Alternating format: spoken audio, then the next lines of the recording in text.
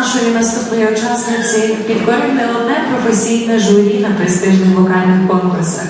Соломія навчається в музичній школі номер 2 імені Василя Барвінського. Її насправжнім натхненником є її педагог Наталія Федорівна Хидюк. Окрім того, що дівчинка є багатогранною переможецею вокальних конкурсів, її творчий світ надзвичайно різноманітний, а її голос – це лише одна яскрава фарба в багатій творчій палітрі. Музика для неї – це справжнє покликання. Анатолій Косанатольський «Два потоки з Чорногори» виконує Соломія Лятишевська, клас Наталії Федорівни.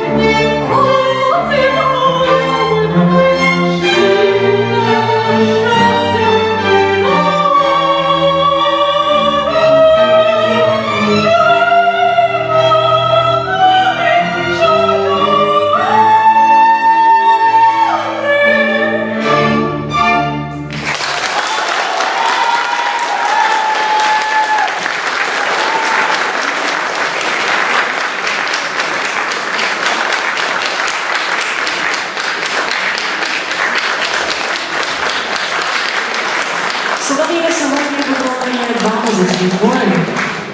Ірина Францискевич «Тече вода». Соломія Лятишевська.